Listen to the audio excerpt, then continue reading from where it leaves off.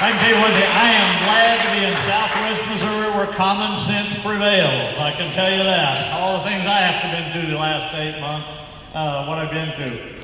Let me first start off I want to share with you, I got a call some months ago. And coming from where I come, most of you know where I come from, a little small town in Wheatland, Missouri. Town of 356 people. But several months ago, this guy calls me on the phone. Calls me by my first name. He says, Mike, I want to know if you do a favor for me. I said, yes, Mr. President. He says, I want you to go back. I want you to tell the people of Missouri how much I really appreciate it. I want you to tell them how important this election is. I want you to be my co-chair of my campaign in Missouri. And I want you to make sure Missourians understand how important this election is coming up. And that I'm going to have to be in other states during this time. But I want Missourians to know I haven't forgot them. I love them. They were great to me in 2016. And he said, I just want you to deliver that message. So let me just ask you this. Do you support the President of the United States, Donald J. Trump?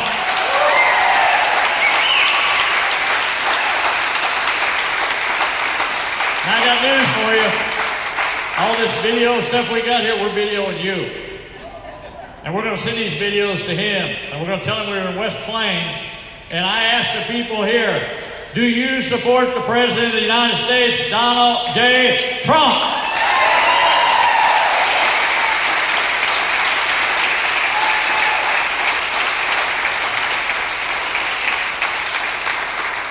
I thought that was your response. Let me tell you something. I did a lot of things in my career. Me and Teresa's been so blessed to live the lives we have. And let me tell you something, the First Lady said hello. She's going to be joining us here just shortly at Mountain View, and we go through down here Mountain Grove, and we go through here just shortly. We got another stop to do, but she couldn't make it here today. She's traveling to get here. But First Lady just appreciates all of you so much. And I'm going to tell you something. I know I'm partial. I know it's my wife. And I know I've been married to her for 35 years. But I'm going to tell you something. She is one class lady to be this First Lady of the state of Missouri. I'm real proud of her.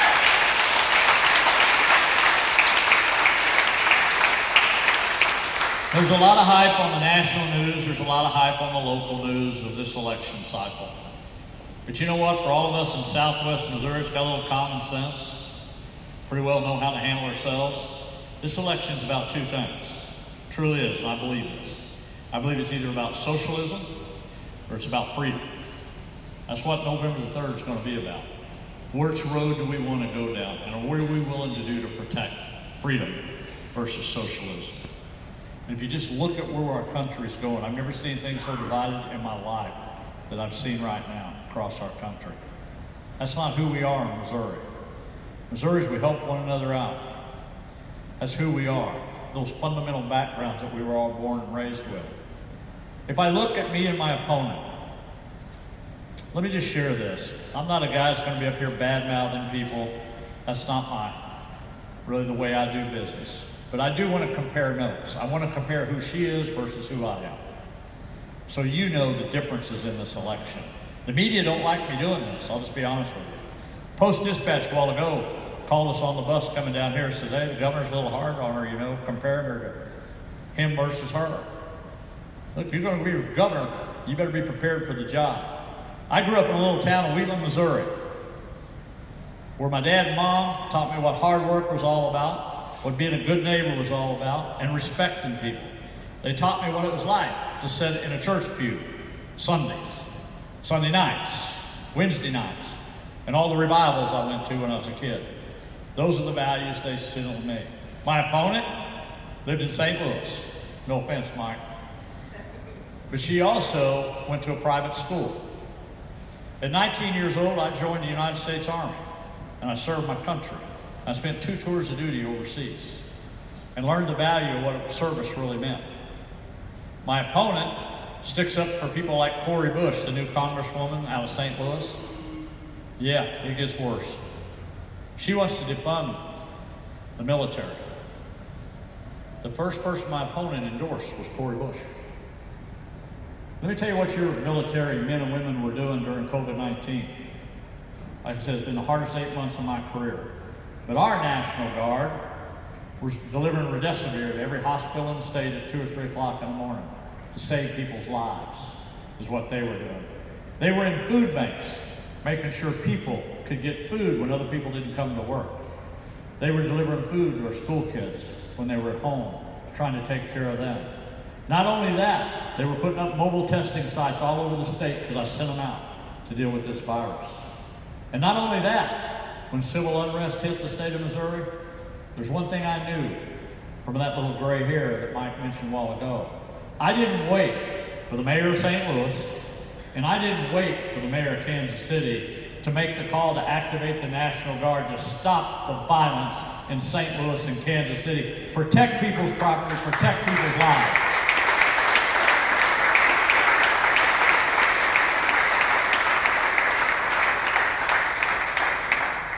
When I come back out of the military, I served in law enforcement, and I become the sheriff of Polk County because I believe in those values again about helping people and protecting people. My opponent, on the other hand, stands for defunding the police in the state of Missouri. Let me just tell you people something if you don't know. I lost an officer in the line of duty. I had one shot 6 times and survived.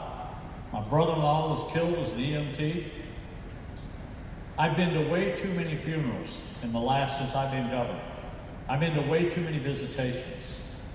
I met with too many wives, too many mom and dads, because of what's happened to our police officers and our sheriffs around this state. We have to stand up for law enforcement in the state of Missouri. There's a reason we have law and order.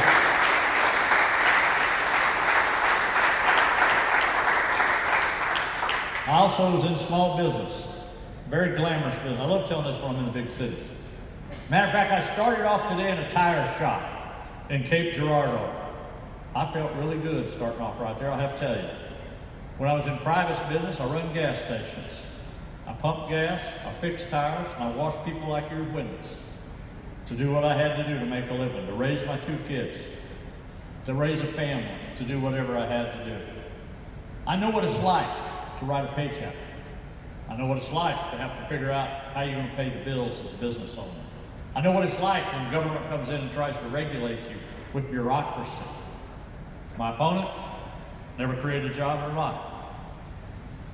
Wants to be governor on that. I spent my whole career protecting the Second Amendment. And it's why I am a lifetime member of the NRA with the highest rating that they have in the state of Missouri.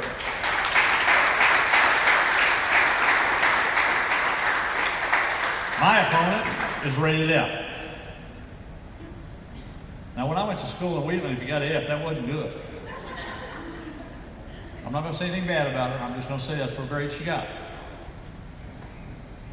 Let me say something that's very dear to my heart. In my family, a little over a year ago, my son and his wife adopted a newborn.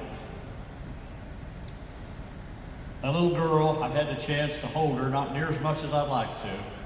Take her on a ride on the gator now at home on the farm. But when I feel her little heartbeat against mine, I feel like that's what life is all about. I feel like that's why me and you need to do everything we can to protect life, to give them an opportunity, to give her an opportunity. But when I went to Jeff City to first become a state legislator, there was 20,000 abortions in the state of Missouri. 20,000, let that soak in. Just like little Sophie. She could have easily been a statistic like those 20,000. And I'm blessed and fortunate every day she's not.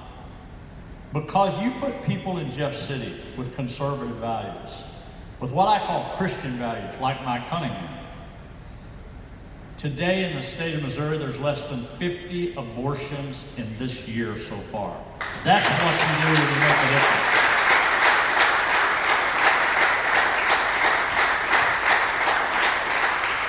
My opponent, just what you heard Mike say, celebrates abortion with a cocktail. Those are not Missouri values in this state. That's the difference in us. My opponent has been endorsed and been helped by Bernie Sanders, Elizabeth Warren, and how about Harris? The Vice President candidate of the United States. You won't remember what she said up on stage? You better let that soak in. If Congress doesn't act in 100 days after I become president, I will come to your house and take your guns. Not in Missouri, she's not going to, not as long as I'm governor of the state. That's not happening.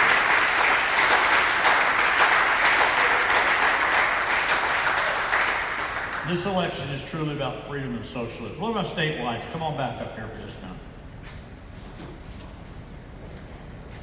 I just want to recap what these gentlemen stand for. If you believe in pro-life, if you believe in the Second Amendment, if you believe in the Constitution, if you believe that people put you before themselves, these are the people on the stage that do just that, day in and day out. That's why I work with them every day. That's why we work as a team, because of you. And that's what's important. And let me close up by just saying this today. The only reason all of us are here today,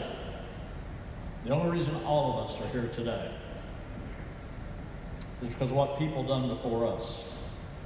And let me take you back to that little town of Wheatland, Missouri. 2 flags flew in that little town. One over the post office, one over the schoolhouse. And I said the Pledge of Allegiance every day when I went to school, like many of you did. That's what we did. I did not understand the importance of the flag of the United States of America and the Pledge of Allegiance until I served in the United States Army at 19 years old. But what I soon realized, it was not about me. It was about all the men and women that served before I did, that wore the uniforms before I did, that fought in wars, that fought in conflicts, that give their lives up for me and you today here in West Plains, that their families sacrifice for the basic fundamentals of freedom. And the only reason we're all here today is because what your parents did, what your grandparents did, all the way back to our forefathers, when they did things, and they passed things like the Constitution, the Bill of Rights, the Declaration of Independence. Those have been passed down for us for over 240 years.